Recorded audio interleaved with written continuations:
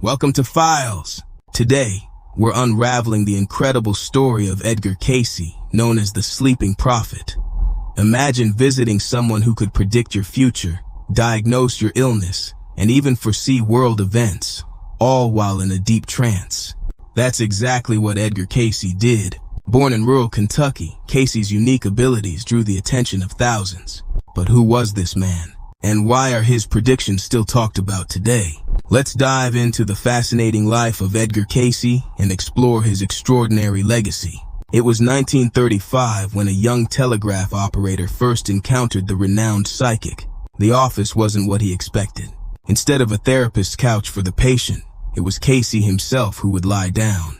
Cayce, soft-spoken and elegantly dressed, explained that he needed to enter a deep trance to channel his insights. He removed his shoes, laid back, and soon began to whisper. What followed were not just personal predictions for the young man, but startling revelations about events across the world. This was the magic of Edgar Cayce, who would soon be known as the Sleeping Prophet. Born in 1877 into a poor farming family in Kentucky, Edgar Cayce wasn't like other children. While his peers played outdoors, Edgar preferred studying the Bible and wandering through the woods, talking to what he called little folk, creatures akin to fairies. At 11, he had a vision of a winged woman who asked him what he wanted most in life. His response was simple yet profound: to help others, especially sick children. This vision marked the beginning of Cayce's journey into the mystical. One day, after receiving a letter from his school about Edgar's poor performance, his father tested him on his spelling. Frustrated by Edgar's struggles, his father knocked him out of his chair. As Edgar lay on the ground, he heard the voice of the woman from the forest, instructing him to rest his head on his school book and sleep. Miraculously, when he woke, he could recite the book word for word. This method of sleep studying transformed him from a struggling student into the best in his class, even allowing him to skip a grade.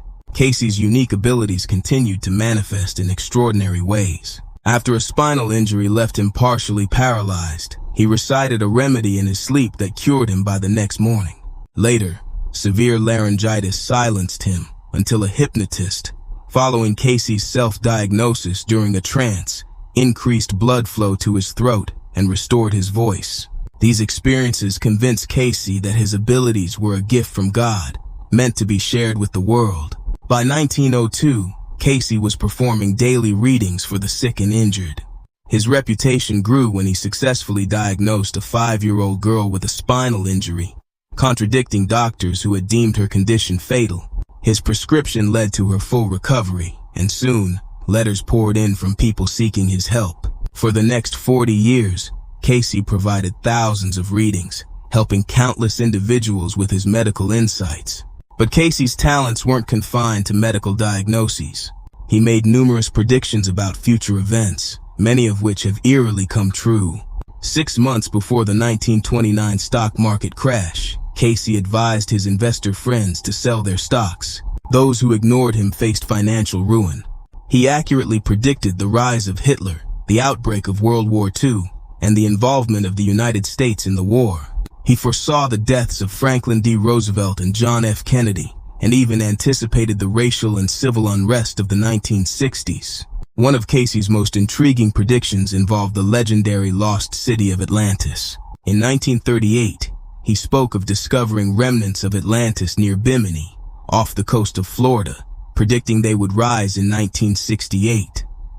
Remarkably, the Bimini Road, a submerged rock formation, was discovered in the Bahamas that same year, fueling speculation about the existence of Atlantis and the accuracy of Cayce's visions. Cayce also delved into the future of global politics. He believed that Russia, despite its communist regime at the time, would become the beacon of hope for the world, not through communism, but through freedom. This prediction seemed to come true in 1991 with the dissolution of the Soviet Union and Russia's move away from communism.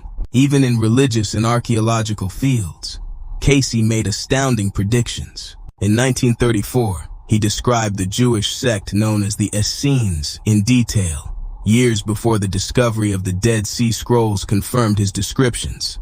He foresaw significant weather patterns like El Niño and La Niña before they were scientifically recognized, and predicted that the 44th president of the United States would be black, a prophecy fulfilled by Barack Obama. One of Casey's most unsettling predictions was about his own death.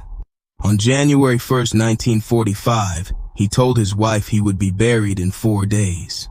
Despite her protests, he passed away from a stroke on January 3rd and was buried in his hometown, just as he had foreseen. However, Casey's most disturbing prophecies are yet to unfold.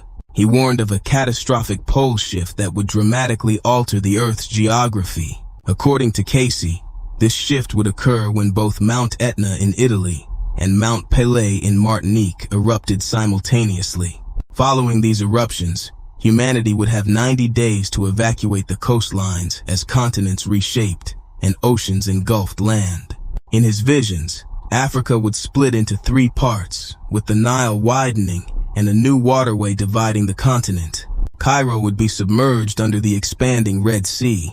Asia, already prone to seismic activity, would see vast regions from the Philippines to Japan swallowed by the ocean. Japan would be reduced to a few small islands, and Taiwan and Korea would vanish. The Chinese coastline would retreat hundreds of miles inland, and India's population would be forced to seek refuge in the Himalayas. Casey also predicted that Antarctica, currently an icy wasteland, would become fertile and green. Australia would lose a quarter of its land to rising seas, transforming areas like Adelaide into a new sea, while the Simpson and Gibson deserts turned into fertile farmland. New Zealand would grow in size and reconnect with mainland Australia, becoming one of the safest places in the New World. Europe would face devastating changes. Northern Europe, including Norway, Sweden, Finland, and Denmark, would sink into the sea, becoming a series of small islands. Most of the UK would disappear beneath the waves, leaving only London and Birmingham as islands. Ireland would vanish except for its highest peaks. A new sea would form between the Caspian, Black, Kara, and Baltic seas, stretching into Siberia, effectively splitting Russia from Europe. Despite these upheavals, Russia's climate would remain stable, allowing it to become Europe's primary food supplier. In North America, Canada's coastline would recede by 200 miles, and regions like Quebec, Ontario, and Alberta would become key survival centers. The west coast of the United States would fracture into nearly 150 islands, with the coastline moving inland toward Nebraska, Wyoming, and Colorado. The Great Lakes would merge with the Mississippi River and extend to the Gulf of Mexico, while the East Coast from Maine to Florida would be pushed inland by flooding. Billions would be displaced or perish in this cataclysmic event. While Casey initially predicted this pole shift for 1998, recent NASA observations suggest a slight pole shift began in that very year, raising concerns about the accuracy of Casey's timeline. Despite his many accurate predictions, Casey had his critics. Skeptics argue that with over 14,000 readings, he was bound to be right some of the time. They point out that Casey often used vague language, similar to the techniques used by modern psychics, and that many of his predictions were conveniently open to interpretation. Moreover, when Casey made errors, his supporters often found excuses, such as blaming mischievous spirits or claiming that people failed to follow his advice in time. Yet, even his detractors acknowledged that Casey's intentions were genuine. Unlike many psychics who profit from their abilities, Casey never accepted money for his readings. He saw his gift as a way to help others and dedicated his life to this mission. Whether or not he was truly psychic, Casey's commitment to aiding those in need left a lasting impact. A recent poll found that half of American adults believe in some form of ESP or psychic phenomena. Interestingly, it also revealed that believers tend to be more emotional and creative, while skeptics are more analytical and structured. Regardless of where one stands on the existence of the supernatural, it's undeniable that these beliefs can provide comfort and hope in a chaotic world. In a time when we often feel isolated and uncertain, the story of Edgar Casey reminds us of the importance of community and compassion. Whether or not you believe in his prophecies, Casey's legacy of helping others is a powerful example to follow. In a world that can often feel disconnected, we need more individuals who, like Casey, see themselves as part of a larger whole, dedicated to making a difference in the lives of others. Thank you for joining us on this exploration of Edgar Cayce's life and predictions. Here on Files, we love delving into the mysteries that challenge our understanding of the world. If you enjoyed this journey into the unknown, don't forget to like, subscribe, and share. Until next time, stay curious, stay inspired, and remember that we're all part of something much greater than ourselves. See you in the next video.